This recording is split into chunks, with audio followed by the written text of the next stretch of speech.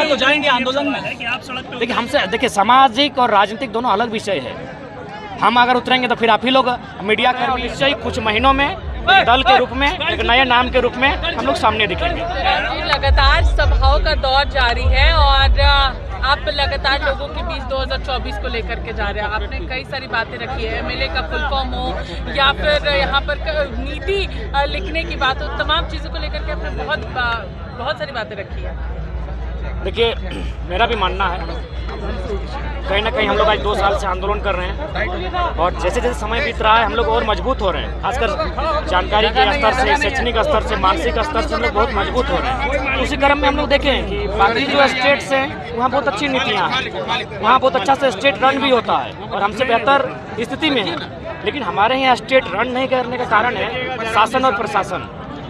और शासन और प्रशासन रन नहीं कर रहा क्योंकि हमारी सत्ता में जो लोग बैठे हैं उनके पास आइडियाज नहीं है, पढ़े लिखे कम हैं, उनके पास दूर की सोच होती है वो नहीं दिखती है। यानी साफ भाषा में वो एमलेस हैं, मिशनलेस हैं, विजनलेस हैं, जिस कारण आज हमारी राजकीय दुर्गति है। नहीं तो 40% खनिज संपदा देने वाला राज्य भारत देश में तो कम से कम नंबर 1 होता है। और ये मेरा नहीं, इस राज्य के प्रथम राज्यपाल माननीय प्रभात कुमार का स्टेटमेंट था कि हमारे जो राज्य है वो आने वाले दिनों में हिंदुस्तान का नंबर 1 राज्य बनेगा। तो इसलिए मेरा मानना है कि पढ़े लिखे नौजवानों को राजनीति की जो भागदौड़ है उसे संभालने का वक्त आया है। आपने अपने इस समिति को अगर बात की जाए, इस समिति को आपने अब पार्टी बनाने का निर्णय ले लिया है, इसको लेकर के अब आप आगे बढ़ रहे हैं? हाँ निश्चय ही, हम लोग इस समिति को एक दल के रूप में परिभाषित करने के लिए जो हमारी कागजी प्रक्रिया है उसके माध्यम से हम लोग प्रक्रिया को फॉलो करते हुए आगे बढ़ रहे हैं और निश्चय ही कुछ महीनों में एक दल के रूप में, एक नए नाम के रूप में हम लोग सामने दिखेंगे। बात कर रहे हैं लेकिन सत्ता सरकार का खिलाफ करते हैं, लेकिन डुमरी चुनाव में आपका साइलेंट समर्थन जो है वो जयमिन नहीं बिल्कुल नहीं था, ये आरोप है। क्योंकि वो जो 30 सेकंड का वीडियो देखे होंगे वो मैंने ये भी कहा था यूपीए को क्यों, एनडीए क्यों, तो एनडीए वालों ने मौका देखा उसको काट के चला दिया। तो इसलिए चूंकि आप लोग बुद्धिजीवी वर्ग हैं, मीडिया को बहुत सम्मान है, आप लोग एकेडमिक लोग हैं, वो 30 सेकंड के वीडियो पे ना जाएं। हमने स्पष्ट कहा था ये चूंकि सीट किसी की डेथ के कारण खाली हुआ है तो हम लोग जब चुनावी सफर की शुरुआत करेंगे तो एक फ्रेश सीट से करेंगे और संभव है 2024 में ही करेंगे। जयराम जी आप नीति निर्धारण की बात कर रहे हैं लेकिन अभी शिक्षकों की जो बहाली आई थी उसको हाईकोर्ट ने रोक लगा दिया। फिर से एक बार जो है बेरोजगार युवा जो है वो परेशान है कि किस तरीके से उन्हें आगे नौकरी सरकार ये देगी या नहीं देगी। देखिए नीति निर्धारण राज्य में एक बहुत ही चैलेंजिंग विषय है। बिल्कुल सामने आप 23 सालों के झारखंड को देखिए, इसका प्रमुख कारण यही है कि झारखंड एक अपनी वजह से गुलाम है। बाकी जो भी राज्य हैं वहाँ परतंत्र नहीं स्वतंत्र है, स्वतंत्रता है। उस राज्य के लोग नीति नियम बनाते हैं, उस राज्य के लोग विधि व्यवस्था में हैं। लेकिन झारखंड मुझे लगता है शायद अगर पूर्ण राज्य की बात कही जाए तो झारखंड एकमात्र राज्य है जहाँ विधि का निर्माण, नीति का निर्माण यहाँ के मूलवासी नहीं अपितु थोपे हुए लोग करते हैं। इसीलिए नीति को ऐसा बनाते ताकि यहाँ थोपा जाए और एक ऐसा बैकडोर रहे जिसमें सभी राज्यों को, पूरे भारत को आने का न्योता मिले। तो इसीलिए मुझे लगता है स्थानीयता को लेकर झारखंड को सोचना चाहिए। झारखंड के प्रत्येक नौजवान 3.25 करोड़ की आबादी को सोचना चाहिए कि झारखंड में किस प्रकार से यहाँ के लोगों के, मूल लोगों के हक को छीना जा रहा है, उनके हक को किसी और को बेचा जा रहा है। आज सोचने का समय है, नहीं तो 20 सालों में झारखंड एक खंडहर विस्थापित क्षेत्र के अलावा कुछ नहीं दिखेगा। जयराम जी आज संघर्ष करना पड़ेगा जिस तरह से राजनीतिक दलों का जो एक तरह से आर्थिक जो रहा है लंबा नहीं, बहुत लंबा, बहुत चैलेंजिंग, क्योंकि हम लोग जिससे टकराएंगे वो आसान बात नहीं है, किसी भी प्रकार से आसान नहीं है। हम लोग नया दल हैं, नए नौजवान हैं, हमारे पास नए आइडियाज़ हैं, लोग हमारे पास हैं, मानते हैं, एक बहुत बड़ी आवाम हमारे पास है। लेकिन जब उसको वोट में तब्दील करेंगे तो बहुत चुनौतियां आएंगी। और हमारी जो आज के राजनीतिक परिवेश क्या है ना, धनबल का बहुत ज़्यादा प्रयोग किया जाता है। जब धनबल का प्रयोग होता है तो जनबल कहीं ना कहीं हार जाती है। तो हम लोग 2024 में एक ऐसा माहौल बनाएंगे कि जनबल का स्थान ऊंचा रहे और धनबल उसके सामने कहीं टिक ना पाए। जयराम जी आज इस तरह की ताकत दिखाने के पीछे का क्या मकसद है? बिल्कुल राजधानी महत्वपूर्ण है। राजधानी एक ऐसा प्लेस है जहां आपको ताकत दिखाएंगे तभी आपकी राज्य में महत्व और इम्पोर्टेंस बढ़ेगा। धनबाद बोकारो में बहुत हुआ, अब राजधानी को जो हमारा केंद्र बिंदु है वहां ताकत दिखाने की बात थी और आज मुझे लगता है ताकत पूरे राज्य ने देख लिया। कि ये नन्हा सा बालक कर क्या सकता है। जयराम जी, आज प्रधानमंत्री नरेंद्र मोदी का जन्मदिन है, उनको क्या विश करेंगे? उसका भी आरोपी क्या बोले? आज प्रधानमंत्री नरेंद्र मोदी का जन्मदिन है, उनको कैसे विश करेंगे? देखिए, पहला बात तो उनसे हमारी वैचारिक लड़ाई है, व्यक्तिगत नहीं था। देश के प्रधानमंत्री को, श्री नरेंद्र मोदी जी को जन्म दिवस की हार्दिक शुभकामनाएं, और साथ ही एक संदेश चाहेंगे कि गांधी के देश में, संवैधानिक देश में गांधी की हत्या ना की जाए। उन्होंने कहा था resources are made for our need, not for our greed. आज देखिए गोंदलपुरा में एनटीपीसी का मतलब इस प्रकार से मैंने कब्जा करने का प्रयास किया जा रहा है, गांव को हटाने का प्रयास किया जा रहा है, और बाकायदा सेक्रेटरी फोन कर रहे हैं कि ये सेंटर से प्रोफेसर है। तो सेंटर में मोदी जी बैठे हैं, तो उन्हें संज्ञान में लेना चाहिए। गांधी का देश तभी होगा जब जो हमारे पास संसाधन है उसका समान बंटवारा होगा। संवैधानिक देश तभी माना जाएगा जब आर्थिक, सामाजिक, राजनीतिक समानता की बात होगी, ना कि आप अडानी की बात करेंगे, ना ही पूंजीपतियों की बात करेंगे।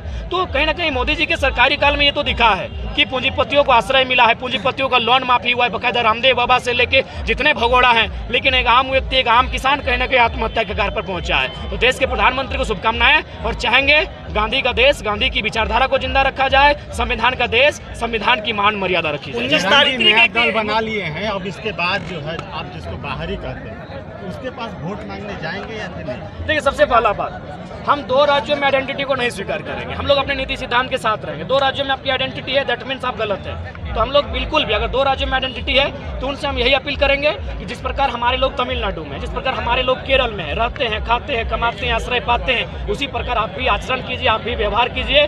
किसी के अधिकार को डबल आइडेंटिटी के साथ नष्ट ना कीजिए। ये भारत है, यहाँ नागरिकता एक होता है, लेकिन डोमिसाइल आपका राज्य के अनुसार होता है। ये अमेरिका नहीं है कि राज्य आपको एक नागरिकता देगा और देश एक नागरिकता देगा। ये भारत है, नागरिकता हमारी एक ही है, लेकिन स्थानीयता हमारी राज्य के आधार पर तय होती है, और एक व्यक्ति एक राज्य की स्थानीयता को ही तय कर सकता है। अपना जो अधिकार है, उस राज्य का प्रावधान है, एक ही राज्य में तय कर सकता है। तो उन लोगों से मेरा विनम्र निवेदन होगा कि भाईचारा का संदेश दे और किसी के हिस्से को छीनने का कार्य न करें। जयराम जी, 19 सितंबर से जयराम अपने भाषण में कहे हैं कि रोजगार की ओर युवा ध्यान दे, क्योंकि नौकरी में कुछ रखा नहीं है। नौकरी रहेगा तो फिर क्या बोलते हैं, प्रमोशन मांगेगी, मतलब कि बहुत महंगी बातें हैं। जो नौकरी को लेकर के जो लगातार जो है आप लोकसभा भी करते हैं, उसमें अपना जिक्र करते हैं, तो ये रोजगार की बात कर रहे हैं सीएम। देखिए, यदि राज्य में नौकरियां हैं तो भाई नौकरियों पर आपको राज्यवासियों के अधिकार को देना होगा, क्योंकि सरकार अपने उसी को कह के बनाया था। और मुझे लगता है कि बहुत सारे ऑप्शन, विकल्प हैं हमारे पास जिनमें रोजगार के साधन सृजन किए जा सकते हैं। बहुत सारी ऐसे मैंने, अगर आप रोजगार के साधन कहें तो मैं उदाहरण देता हूँ। हमारे पास लाखों किलोमीटर का ट्रांसपोर्ट बिछा है। आप इसमें ट्रांसपोर्ट के माध्यम से, या फिर हमारा एक पर्यटक क्षेत्र है, हमारे पास अनगिनत डैम है, उस जल को गेहूं के लिए पहुंचा के बहुत सारी वैकल्पिक व्यवस्थाएं हैं, उनके माध्यम से रोजगार के सृजन किया जा सकता है। और जो नौकरियां हैं उनको तो आपको फुलफिल करना ही होगा, क्योंकि बिना नौकरियों के आज लोकतांत्रिक देश कैसे चलेगा। आपको सीओ की जरूरत पड़ेगी, बीडीओ की जरूरत पड़ेगी, आपको जेई की जरूरत पड़ेगी, आपको शिक्षकों की जरूरत पड़ेगी, आपको चपरासी की जरूरत पड़ेगी, आपको माली की जरूरत पड़ेगी। नौकरियां कैसे नहीं आप देंगे? आपको नौकरियों को देना होगा। अब आप इनको टेंडर लगा के आउटसोर्सिंग के माध्यम से अगर शिक्षा को भी बेचेंगे, तमाम वैकेंसियों को बेचेंगे, तो फिर झारखंड के पास कुछ नहीं बचेगा। इसलिए राज्य सरकार अगर ये बयान देती है तो दुर्भाग्य है। अगर ऐसा ही करना है तो ठीक है, मुर्गा मुर्गी पालन करें। आप बसंत सोरेन को टिकट क्यों दिए, बुधू सोरेन को देते। आज ये तो गनीमत है कि आपके परिवार में 4 लोग फिट फाट है, इसलिए 3 को विधायक, एक सांसद है। 18 लोग फिट फाट होते तो मुझे लगता है संथाल परगना की 18 सीटें आपकी होती। तो ये ड्रामा मुख्यमंत्री ना करें, एक ऐसे राज्य का निर्माण करें, क्योंकि लोगों ने उम्मीद के साथ, मूलवासी आदिवासियों ने बहुत उम्मीद के साथ उनको लाया है, उनकी उम्मीदों पर खरा हो। जयराम जी, 19 तारीख से कोलमी समाज का आंदोलन शुरू हो रहा है। कोलमी समाज का आंदोलन शुरू हो रहा है एसटी सूची में शामिल करने को लेकर के, उस पर क्या कहेंगे, उस पर क्या? देखिए, भारत एक संवैधानिक देश है। इस संविधान के देश में हर किसी को अपने संविधान के दायरे में रखकर अपने अधिकार को मांगने का अधिकार है। बाकायदा कुर्मियों का जो इतिहास रहा है, आप भी जानते हैं कि खेती से उनका इतिहास रहा है। यहाँ के माने आदिवासीता लोग हैं, कहीं ना कहीं उसके साथ छल इसलिए हुआ है क्योंकि मैक्सिमम जो उद्योग है उनकी ज़मीनों पर है। तो इसलिए मेरे सभी भाइयों को भी ये सोचने की आवश्यकता है कि उनकी लड़ाई एक ऐसी लड़ाई है जो पीड़ित है। आपको मजाक लगेगा, कुड़माली जो भाषा है, हाल फिलहाल 2011 की जनगणना में मात्र 43 दिखाया गया। तो सोचिए, जिसकी आबादी पूरे आसपास के 3 राज्यों में 2 करोड़ 2.5 करोड़ है, उनकी भाषा को 43। तो ये कहीं ना कहीं राजनीतिक षड्यंत्र है उनको मिटाने का, उनको नष्ट करने का। तो हम तो बार बार कहते हैं, बाकायदा हमको जब पूरा बात रखने का मौका दीजिएगा तो जो अभी विवाद चलता है उस पर भी हमारे पास विकल्प है। जब हमने कहा कि EWS जिसको कोई जानता नहीं था उसको लोगों ने धरातल पर लाया, तो आप केंद्र की सूची में जो है रहने दीजिए। राज्य को अगर समस्या होता है बाकायदा, तो हम ये भी तर्क देते हैं कि आज पहाड़िया जनजाति, बिरोहरी जनजाति, बिरोजिया जनजाति, ये बाकी जनजातियों के साथ मुकाबला नहीं कर पाएंगे, तो उनके लिए भी एक स्पेशल ट्राइब्स में आप रखें। तो ठीक उसी प्रकार किसी भी प्रकार आपसी मतभेद भेद ना हो, ये मांग उनकी आज सदियों से चली आ रही है। तो ये संवैधानिक मांग है और भारत का संविधान, राष्ट्रपति को अधिकार है, संसद को अधिकार है किसी को सूची में डालना, हटाना। लोकूर कमेटी बनी 1965 में। तो ये भारत एक स्वतंत्र देश है, लोकतंत्र देश है। लोकतंत्र में लोगों की मांगने को उनको अधिकार। आंदोलन में आप भी शामिल होंगे? बोल रहे कि आप लोग जो है उनका हक अधिकार छीनने की कोशिश कर रहे हैं। एक बात बताइए, आज तो मोटा मोटी वो समुदाय सूचीबद्ध नहीं है, आज तो सूचीबद्ध नहीं है। अभी कब होगा नहीं होगा ये अलग विषय है, लेकिन आज आदिवासियों के साथ किसने अन्याय किया है? देखिए रांची की स्थिति देखिए, जहाँ जहाँ उनका आशियाना है, जहाँ जहाँ उनका ठिकाना है, तो ये केवल एक भ्रम फैलाया जा रहा है। हम तो कहते हैं अगर ऐसा बात होता है तो राज्य सूची एक बनाई जाए, जिसमें एक फार्मिंग ट्राइब तय किया जाए, एक प्रिमिटिव ट्राइब तय किया जाए, केंद्र सूची एक रहे। आखिर बाकी राज्यों में कहीं अदर बैकवर्ड कास्ट 1, 2 है, MBC है, OBC है, BC1 है, BC2 है, लेकिन केंद्र सूची में एक है EWS। कोई नहीं जानता था, 2016 में अचानक आके टपका। क्यों? समय की मांग थी। तो विवाद ना हो, बैठकर समस्या का समाधान हो, लेकिन किसी का अधिकार कोई ना छीने। और मैं बाकायदा ये बात आपको बताना चाहूँगा, यहाँ अगर शोषण होता है तो एक आम, जिसे आप सोचते हैं दलित उत्पीड़न, तो एक आम दलित का उत्पीड़न होता है। आदिवासी उत्पीड़न तो आम आदिवासी का उत्पीड़न होता है। लेकिन कुर्मी एक ऐसा समुदाय है, मुझे लगता है नफरत की नहीं, वो साजिशों का शिकार हुआ है। आज 2 नेता कोरोना में जूझे, दोनों कुर्मी के थे। It's not coincidence, it's a conspiracy. आज जगन्नाथ महतो दुनिया में नहीं है, श्रद्धांजलि। दूसरा नेता भी कुर्मी का बेटा है, इंद्रजीत महतो। पहले हम प्रार्थना करते सभी धर्म, सभी समुदाय, सभी आस्था को कि वो इंसान स्वस्थ हो, तो वो साजिशों से जूझ रहा है वो समुदाय। मीडिया बंधु कभी दिखाइए, सुनील दा की हत्या हुई, लेकिन जो दूसरा शख्स मारा गया तो उनके सामने प्रभाकर महतो था। क्यों मारा गया? महतो था इसलिए मारा गया। इसलिए मुझे जयराम जी, आप ये बताइए कि आपने संजय सेठ का जिक्र किया आपने, और आपने ये कहा कि बाहरी सांसद है, मतलब वो राजस्थान के या कहीं का भी रहे, तो क्या लोकतंत्र में इजाजत नहीं है कि कोई कहीं भी जाकर? नहीं, बिल्कुल इजाजत है। नहीं, सही बात है। भारतीय लोकतंत्र में कोई विधानसभा, लोकसभा का चुनाव कोई कहीं से लड़ सकता है। तो झारखंड के लोग आज तक कभी बिहार, यूपी, बंगाल से नहीं लड़े हैं, तो ये थोपा हुआ लीडर क्यों? कि हमारे पास लीडरशिप की कमी है? ये जनादेश मिला था ना, आप ये मानते हैं कि नहीं मानते? नहीं, ठीक है, जनादेश इसलिए मिला था कि हमको कमजोर करके रखा गया। इट्स ए प्लानिंग है। हमें आर्थिक कमजोर बना के रखा गया, हमें राजनीतिक कमजोर बना के रखा गया, हमें सामाजिक कमजोर। आज जो आदिवासी मूलवासियों को टकराया जा रहा है, कहीं ना कहीं सामाजिक कमजोरी कमजोर करने के लिए, ताकि वो लोग आसानी से ये शासन और शोषण कर सके।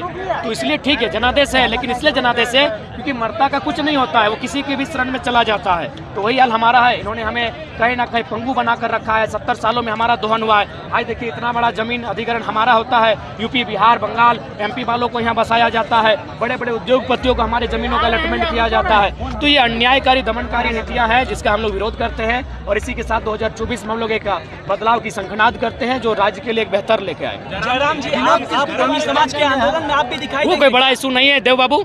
मुझे लगता है एक जिला अध्यक्ष जिसको खुद की जानकारी नहीं, उस पर हमारा टिकट टिप्पणी नहीं, जो कहना था हमने मंच में कह दिया है। जयराम जी, आप कुर्मी समाज के आंदोलन में दिखाई देंगे? देखिए, हम अभी देखिए, सबसे पहला बात एक चीज आपको जानना होगा, एक सामाजिक होता है, एक राजनीतिक होता है। जब सामाजिक लोग राजनीति में आएंगे तो दिक्कत होगा, राजनीतिक लोग सामाजिक में जाएंगे तो भी। इसीलिए समाज का एक अलग दायरा होता है, राजनीतिक अलग दायरा होता है। हम लोग राज्य को प्रतिनिधित्व कर रहे हैं, बाकी आंदोलन का हम लोग नीतिक समर्थन करते हैं, लेकिन हम लोग राज्य को प्रतिनिधित्व कर रहे हैं और राज्य के मुद्दों के साथ कर रहे हैं। और हम लोग एक राजनीतिक व्यक्ति के तौर पर अपना जो कार्य कर रहे हैं, इसलिए समाज का आंदोलन है। सामाजिक लोग हमसे बेहतर हैं, हमसे ज़्यादा बुद्धिजीवी हैं, हमसे ज़्यादा मारक क्षमता है, उनमें ज्ञान है, ज्ञान का भंडार है, वो लोग बेहतर टैकल कर रहे हैं। जिस 32 पर आप सरकार को घेरते हैं, जिस 32 पर आप सरकार को घेरते हैं, मतलब कि आप अपनी सभाओं में 32 का जिक्र करते ही करते हैं और प्रमुखता उसको जगह देते हैं आप। वही सरकार, मतलब जो मौजूदा सरकार है यहाँ पर, वो 32 को लेकर के जो है कैबिनेट से पास करती है, विधानसभा से पारित करती है, तो वो कहीं ना कहीं जो है 32 को लेकर के वो जो है वो भी मुखर है।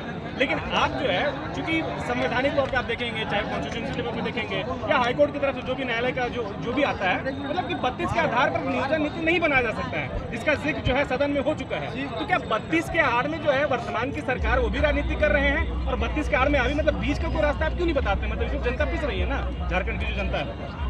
देखिए, हमने स्पष्ट कहा है कि राज्य सरकार बुलावे तो सही, हम लोग कब बोले कि नहीं बैठेंगे। हमारी आपसे वैचारिक लड़ाई है, शारीरिक लड़ाई नहीं है। आप बोलिए, नौजवान बैठेंगे, मीडिया के सामने बैठेंगे, चर्चा करेंगे। अच्छा जयराम जी, अब भाषा खाद्यान्न के बाद आप जो है कुर्मी आंदोलन के लिए क्या सड़कों पे उतरेंगे? देखिए, मैंने पहले कहा, हम लोग अपने राज्य को प्रतिनिधित्व कर रहे हैं और मुझे लगता है मेरे समाज में हमारे जन्म से पहले से ऐसे आंदोलनकारी हैं जो हमसे बेहतर हैं। अगर आपको न्योता मिला तो जाएंगे आंदोलन में? देखिए, हमसे सामाजिक और राजनीतिक दोनों अलग विषय है। हम अगर उतरेंगे तो फिर आप ही लोग मीडिया कर्मी इस 1932 के आंदोलन को दो फाड़ कर देंगे। हम अगर डायरेक्टली फेस करेंगे तो आप लोग फिर आपस में ही हम लोग को लड़वा देंगे। जो इसीलिए सामाजिक जो हमारी व्यवस्था है वो हमसे काफ़ी मजबूत है, वो बेहतर तरीके से अपना टैकल करेगी। जयराम जी, एक आखिरी सवाल, ये जो है भोजपुरी बोलने वाले, अंगिका बोलने वाले, मैथिली बोलने वाले, वो जेबी केसेस के साथ कैसे जुड़ेंगे? वो कैसे वो आपको समर्थन करेंगे? जैसे हमारे लोग कुड़माली बोलने वाले, संथाली बोलने वाले, खोरठा नागपुरी बोलने वाले जब महाराष्ट्र जाते हैं, तो जैसे हमारे लोग महाराष्ट्र में जाके मराठियों से जुड़ते हैं, तमिलनाडु में जाके तमिलियों से जुड़ते हैं, जुड़ेंगे हमारे साथ। आपके पास क्या है इसका कोई रूपरेखा होगा ना? कैसे कन्विंस करेंगे आप? कन्विंस करेंगे, उसके लिए हमारी रूपरेखा है, लेकिन पहले ही हम लोग स्पष्ट कह दिए, डबल जो आइडेंटिटी है वो हमें स्वीकार नहीं होगी।